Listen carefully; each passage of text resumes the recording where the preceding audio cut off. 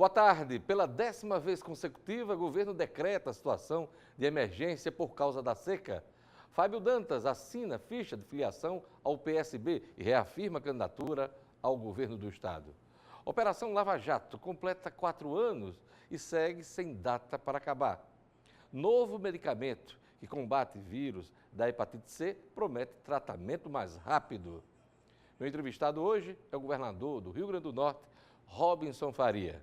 Segunda-feira, 19 de março de 2018. O RN Acontece está começando.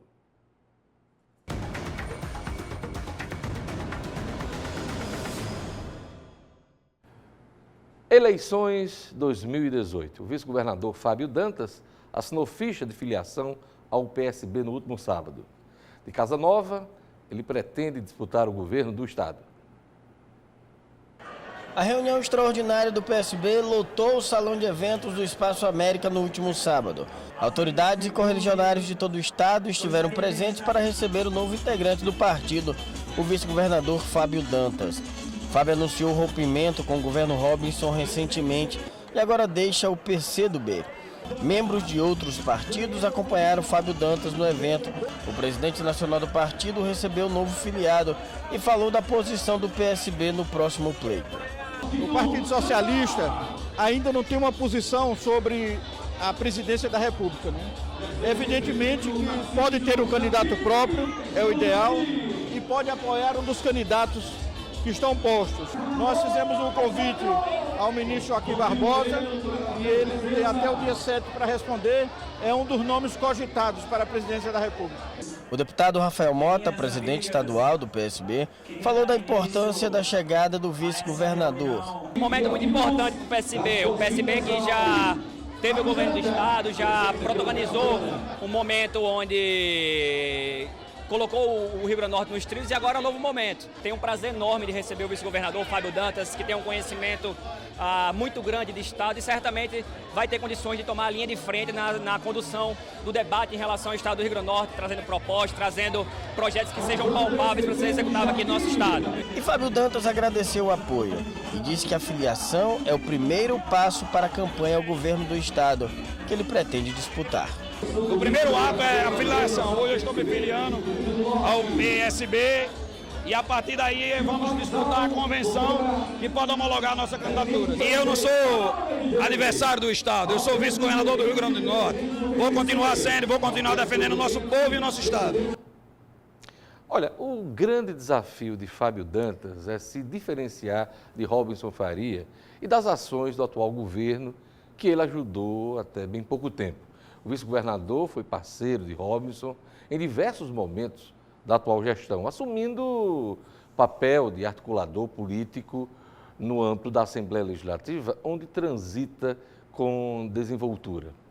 As críticas à gestão de Robinson já fazem parte do discurso político do vice-governador, atribuindo a si apenas um papel de palpiteiro, que nunca foi ouvido, na verdade, nas grandes decisões.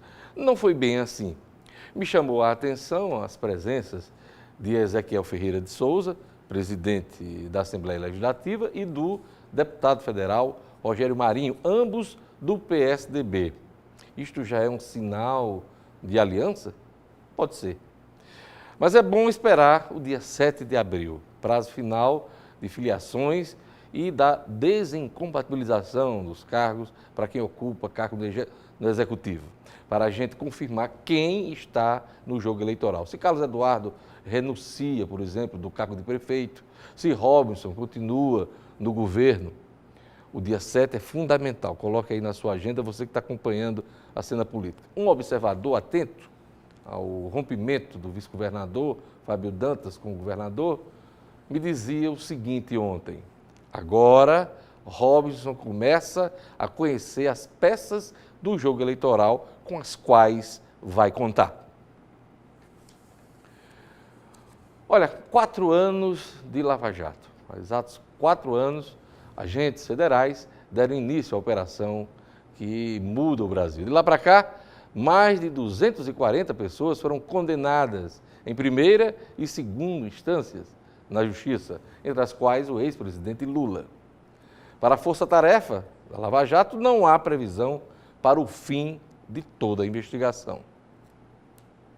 As investigações começaram 5 anos antes daquele 17 de março de 2014, quando a Força Tarefa começou a investigar movimentações financeiras suspeitas em um posto de combustíveis de Brasília. Presos nas primeiras fases da Lava Jato, doleiro Alberto Iosef e o ex-diretor de abastecimento da Petrobras, Paulo Roberto Costa, também estão entre os primeiros a fechar acordo de delação premiada. Os depoimentos revelaram um sistema de fraudes em licitações, superfaturamento em obras e o pagamento de bilhões de reais em propinas a diretores, políticos e partidos. Ainda em 2014, os primeiros empreiteiros foram presos, assim como o ex-diretor de serviços da estatal, Renato Duque, acusado de ser o operador do PT no esquema de corrupção. Esta fase é uma fase em que nós estamos mudando o foco dentro da investigação da Petrobras. Estamos produzindo provas que encerram a fase da análise da diretoria de abastecimento e agora estamos analisando a diretoria de serviços. O time de políticos presos foi puxado pelos ex-deputados André Vargas, do PT, Luiz Argolo, do Solidariedade e Pedro Correia, do Partido Progressista,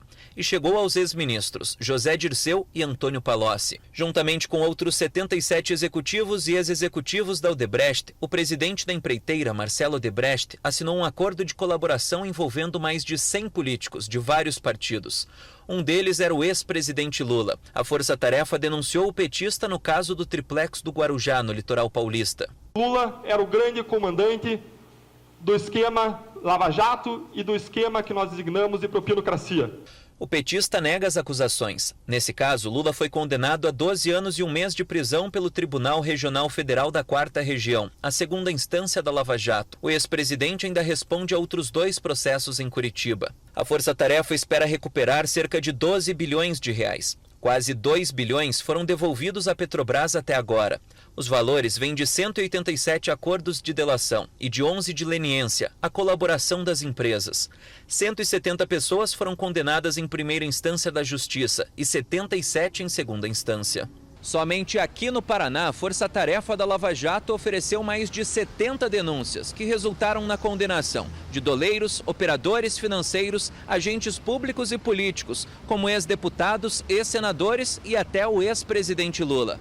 A preocupação agora é com um fator: a revisão da prisão em segunda instância. Em uma votação apertada em 2016, por 6 votos a 5, os ministros do Supremo decidiram que réus condenados em segunda instância podem cumprir pena imediatamente. Um réu poderoso, econômico ou politicamente, ele tem acesso aos melhores advogados. E se o nosso ordenamento jurídico estipula, às vezes, 20, 30 recursos passíveis de serem interpostos no curso de uma instrução, a gente praticamente garante a um réu com acesso a bons advogados que ele maneje o seu processo até a prescrição. Na esfera do Supremo Tribunal Federal, os processos caminham a passos lentos. Com base nas colaborações dos executivos da Odebrecht, o relator da Lava Jato no Supremo Tribunal Federal, o ministro Edson Fachin, autorizou a abertura de cerca de 80 inquéritos para investigar 24 senadores, 39 deputados, 8 ministros e 3 governadores. Mas até agora apenas um caso foi decidido, o do senador e presidente do MDB, Romero Jucá.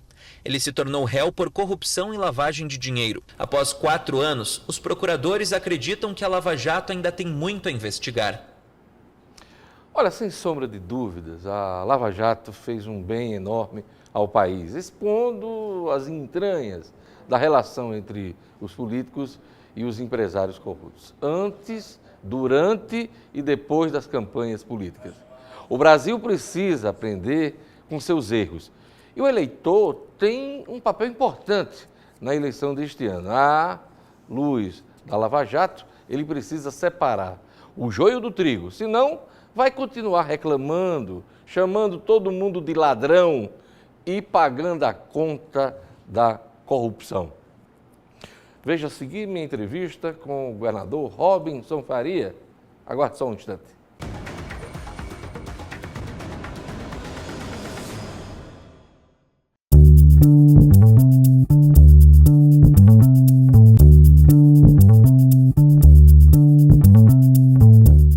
O governador Robinson Faria tenta debelar a maior crise financeira do Rio Grande do Norte. A prioridade é colocar a folha dos servidores em dia. Não tem sido fácil. No horizonte político, ele dá sinais que pretende encarar a reeleição. Boa tarde, governador. Boa tarde, Diógenes. Parabéns pelo programa, né, pela estreia. Obrigado pelo convite. Primeiro dia seu aqui no RN Acontece. Alegria muito grande para mim. E para mim uma honra. Eu queria começar nosso bate-papo sobre a folha dos servidores. O que é que está previsto aí no calendário do governo do Estado? Muito boa a sua pergunta. O primeiro ponto é que nós vamos finalizar a folha de pagamento do mês de fevereiro até o dia 30. Ou seja, o mês passado, que está o restante, falta pouca coisa, vamos finalizar até o dia 30 deste mês. E também vamos já deixar pago, até o dia 30, 45% do 10º. Então isso já é um avanço muito grande no calendário que eu prometi normalizar da folha de servidores. No caso do 10º, o senhor vai pagar 45% de quem ganha até R$2.000, né? Que representa quase a metade da folha. Certo. Mas tem previsão para os demais? Até o dia 30. Não, os demais estamos tratando de algumas condições que são favoráveis. Por exemplo, são tratativas plausíveis, nada impossível. Por exemplo, uma delas é um dinheiro da Petrobras, que a Petrobras nos deve ao Estado, que o Estado tem direito, já ganhamos, já acordamos e que esse dinheiro vai entrar para se somar à nossa receita. O senhor tem um número? Está falando de 120 milhões de reais. O outro é a venda da conta do Estado com o Banco do Brasil. Outro é compensação previdenciária. Tudo isso são tratativas que estão perto de serem finalizadas. A conta do Estado, eu li nos jornais, que é coisa aí da ordem de 280 milhões de reais. Expectativa, tem né? uma multa, mas se for com o próprio Banco do Brasil, não. Então isso terá uma receita muito boa. E também, Diógenes, só para terminar as tratativas, temos também uma lei que está na Assembleia que muda o fundo garantidor do Arena. Você sai ICMS, sai royalty e entra ICMS. E com isso com essa mudança do fundo garantidor, poderemos fazer uma operação de crédito de adiantamento de royalty. Isso é dinheiro livre, dinheiro que se pode aplicar sem nenhuma restrição para pagamento de servidor. Então essas tratativas me deixam um pouco mais otimista para que tenhamos o mais rápido possível a nossa folha totalmente em dia, que é o maior desafio do meu governo. É uma crise muito grande que eu herdei do Brasil e do Rio Grande do Norte, mas cabe a nós, como governador, buscar o caminho, buscar a solução. Governador, por falar em crédito, o governo do Estado, do Rio Grande do Norte, está com dificuldade aí de contrair novos empréstimos pela situação complicada nas finanças, inclusive essa decisão aí, com aval, inclusive, do Tesouro, nas tratativas com o BNDES, isso foi adiado para junho, né? Pelo menos até lá. As operações de crédito? Exatamente. Como é que o senhor recebe isso? Há alguma forma de tentar contornar isso, governador? Sim. Há a questão de interpretação, Diógenes. Por exemplo, essa questão do limite prudencial, há controvérsias. O estado do Piauí, mas 6 estados do Brasil, eles retiram dessa contabilidade do limite o gasto com inativos e pensionistas. O Piauí é um deles. Aliás, o Piauí foi quem fez o estudo, fez o levantamento dessa modalidade. E o Piauí contraiu 2 operações de crédito na Caixa, usando a mesma metodologia que nós estamos usando na nossa. Na hora que nós aplicamos esse método, o Estado fica abaixo do limite prudencial, portanto, fica apto a receber operação de crédito. Na segurança pública, o presidente Temer abriu aí uma linha de crédito para os governos, na ordem lá de 50 bilhões de reais, mas cada estado vai ter que contrair o empréstimo. O Rio Grande do Norte vai ficar fora desse dinheiro aí? Não, de forma alguma. O Rio Grande do Norte vai se credenciar, até porque o Rio Grande do Norte é um estado que precisa de ter investimento muito forte em segurança. Mas ele tem condições de contrair esse empréstimo para investir na segurança? Olha, o que aconteceu no Brasil, vamos aqui falar de forma bem clara, foi um grande erro histórico do país. Cerca de 1 ano e meio atrás, eu estava em Brasília, no solenidade do Palácio, onde o presidente Temer fez aquela famosa rolagem da dívida pública. Ou seja, os estados que mais deviam no Brasil foram beneficiados, como São Paulo, como Rio de Janeiro, como Rio Grande do Sul e outros, mas que estavam totalmente falidos. Minas Gerais também está totalmente falido. E quem não devia não foi ajudado, foi penalizado, pelo contrário, foi penalizado. Na hora eu fiz um discurso que discordava, que concordava com aquela ajuda, mas o Brasil é uma federação. E a federação não estava contemplada.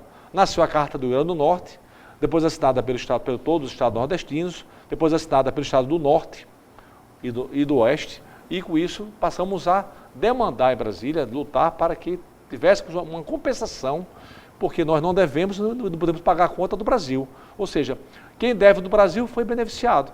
E o Nordeste todo, somado todo o Nordeste, só devemos 4% à União.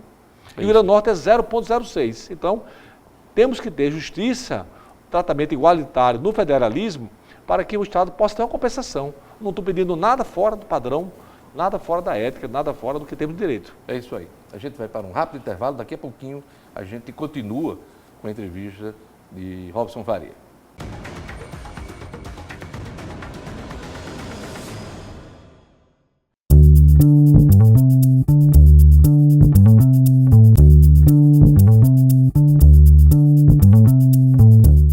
Estamos de volta com a entrevista do governador Robson Faria.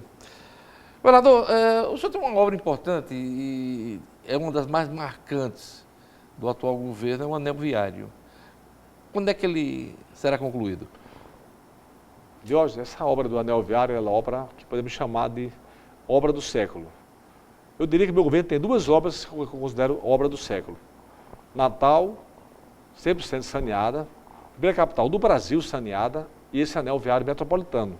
Só temos anel viário no Brasil, em São Paulo, que é o Rodoanel. E vamos ter agora Natal. Seremos a segunda capital do Brasil a ter anel viário metropolitano. Está avançado? Está avançando. O eixo sul, que vai ali do viaduto de Ceará-Mirim até a BR-304, eu inauguro dentro de máximo 60 dias. Incluindo a terceira ponte sobre o Potengi. Não é uma pontinha, não.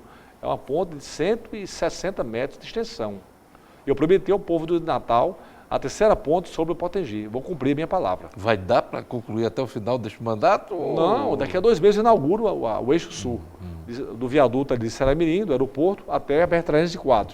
Quem veio do interior já não entra mais em Natal, vai pegar direito e vai embora para o sul, para o Agreste, para o sul, para onde quiser. E a Moema te dou retomada na minha gestão. Então, você vai... Como é esse anel viário? Eu vou explicar, é muito rápido. Você vai sair da Ponte da Redinha, vai pegar a via Moema Antidou, que foi retomada depois de 20 anos por mim, vai sair lá na BR-101.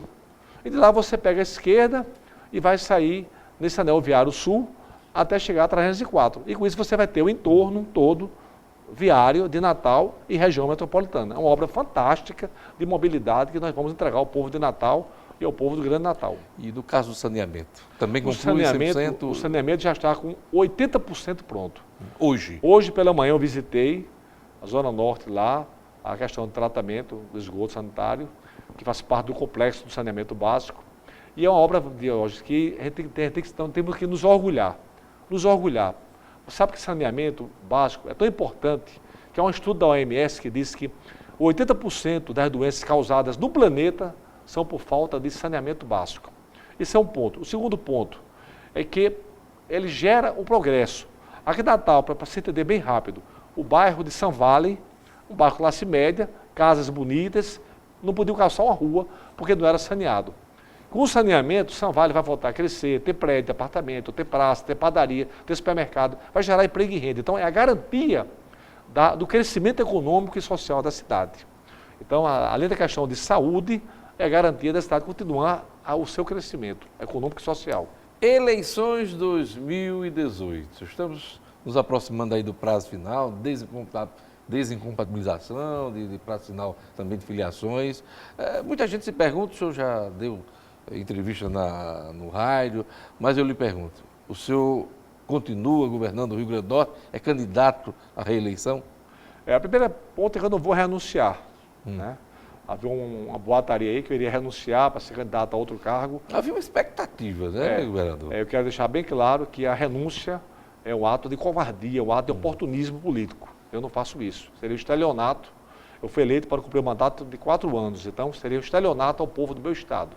Então isso eu não vou praticar esse estelionato. E o segundo ponto é que ser candidato ou não ser candidato à reeleição, nesse momento não habita a minha preocupação. Não é que eu esteja fugindo da sua pergunta, mas a minha preocupação hoje é gestão. Estou preocupado em terminar o saneamento Natal, estou preocupado em melhorar a segurança, estou preocupado em botar folha de servidores em dia, estou preocupado com obras fundamentais e históricas que eu quero deixar um legado do meu governo. Com relação à reeleição, lá na frente vamos discutir com calma. Esse lá na frente, quando? Lá na frente, quando chegar na hora de discutir com a população. Eu vou ouvir o povo, como ouvi em 2014, quando perguntava a mim, você tem o apoio de quem, Robson, para ser governador? Quem é o seu padrinho? Quem é o seu senador que ele apoia? Governador, deputado, prefeito? Eu dizia, eu estou escutando a rua. Se a rua achar que eu devo ser candidato a governador, eu serei. Então eu vou aprender a ouvir o povo. O vice-governador rompeu com o senhor politicamente e já se filiou e se lançou aí pré-candidato ao governo do Estado. Eu queria um comentário seu sobre essa... Uma decisão unilateral dele, não tem nenhuma explicação que eu diria que seja plausível, porque foi uma opção meramente política dele. Ele foi um vice prestigiado. Outro dia eu fui... Ele disse que foi apenas palpiteiro, nunca foi ouvido. Super prestigiado, foi convidado para assumir a Casa Civil várias vezes. Inclusive, participava de todas as reuniões comigo deliberativas. E o seu pai mesmo, a terra dele, a sua origem, lá no Mipibu, São José do Mipibu, disse numa entrevista lá, durante a inauguração do hospital, da reforma do hospital, que eu fui o melhor governador da história para a cidade onde o pai dele é prefeito. Então, eu não vejo razão nenhuma para essa motivação dele, mas respeito, não censuro, não posso aqui julgá-lo, mas respeito a sua decisão. Eu queria agradecer a entrevista do governador Robson Faria ao RN Acontece. Obrigado, Robson. Obrigado, Diógenes. Olha, é bom estar de volta à bancada do RN Acontece aqui na Band de Natal. Conto com sua audiência de segunda a sexta, sempre nesse horário do almoço. Um abraço para os telespectadores da Grande Natal, de todas as regiões do estado, em especial para quem nos acompanha em Mossoró. Até amanhã, com o RN Acontece, veja a reprise no portal nominuto.com. Até amanhã. Tchau!